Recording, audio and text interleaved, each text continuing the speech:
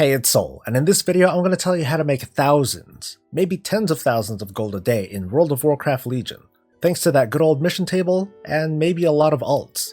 I'm sure there's a handful of you out there who feels like it's too overwhelming of a task to dust off those alts and get them to work, let alone make a legion of them.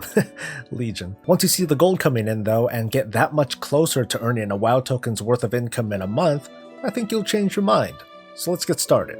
At the center of this is your class order hall, and the mission table in particular. This is where your alts will be spending most of their time, but first, they all need to be prepared properly. First, you need to get all of your alts decked out with champions. That pretty much means completing your order hall campaign, which is your first big bottleneck for your alts. This is so you can get access to the full complement of your champions, and you can pick and choose based on their effectiveness at countering mission abilities, which is extremely important. In the meantime, you'll have probably earned yourself a decent amount of order hall resources. You'll need a good balance between your champions, and I can't stress this enough. Each class has a different allotment of champions, but you basically want to balance the different specs and avoid champions that have traits that don't benefit the mission success rate. In other words, get good people. Also important is the order hall advancement tree. Once again, each class order hall works out a bit differently, but you want to prioritize the following. If you can get the vendor that lets you trade order resources for champion equipment, do it.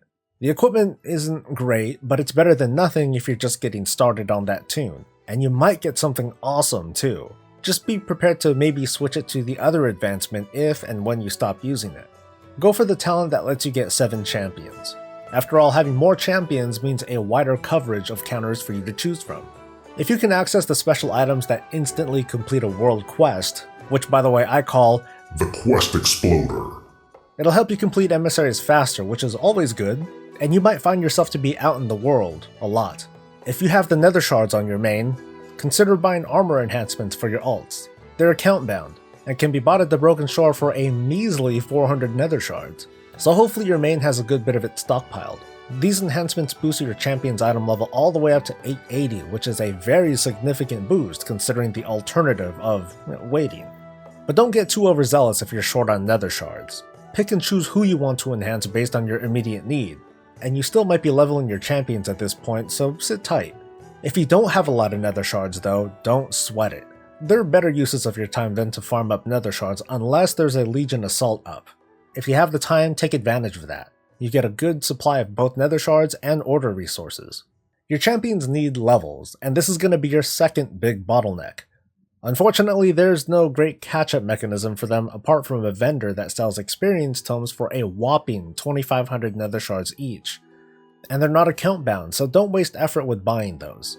Missions are going to be your thing, so you might as well get your champions used to them. So here's the quick rundown of how to treat your missions.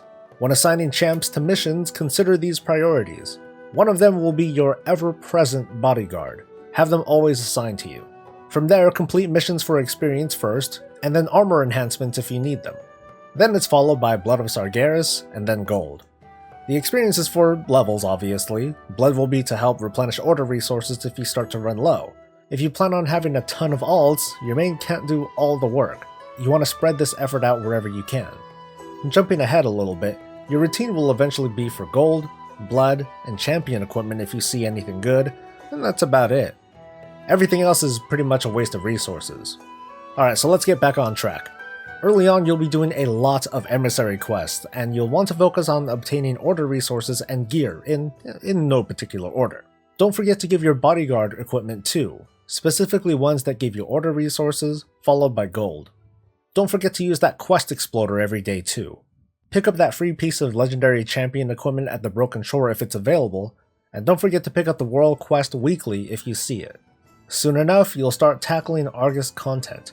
This is where the rewards get really lucrative but very costly on the order resources. Fortunately, accessing the different levels of Argos rewards is spaced out, and it's likely that your champions are still playing catch-up on experience, with the exception of your bodyguard. Now let's talk about these Argos Followers and missions, which can potentially be a huge drain on your alt's order resource income. As you progress through the Argos storyline, you can obtain very powerful disposable followers. You can have 2 stocked up in your order hall, and 5 in your inventory, for a total stock of 7. They're super powerful, and sometimes required for the Argos-based missions. Every reset you can buy 1 each for 150 order resources. After that, it costs 900 each until the next reset. And there are 3 types of these followers to buy, so throwing down over 15,000 resources is not easy for an alt, let alone multiple alts. Like I said earlier though, accessing these follows and missions is spaced out, so it doesn't feel super overwhelming. You'll just need to be very careful about the missions that you choose, which is why this whole setup isn't revolved around obtaining artifact power at all.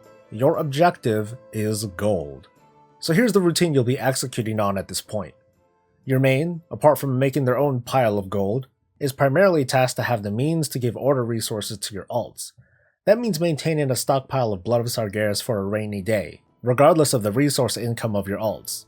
Your alts are going to be doing the same thing, but keep an eye on your order resource income. If it seems high, you might be ready to slow down or stop doing world quests if you're not up for doing them anymore. That way your alts will be able to live the dream of never having to leave their order hall. If your resource income is low though, play it safe and send them out for some world quests for blood and order resources to get caught up. In the end, it's just a game of resource maintenance and banking big time on your investments. And that about wraps things up. Thanks for watching. And if there's any info I missed, I strongly encourage that you share it for everyone in the comment below.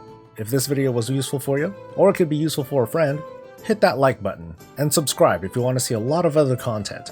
I'll see you in the next video. Stay safe, stay happy, and stay breezy.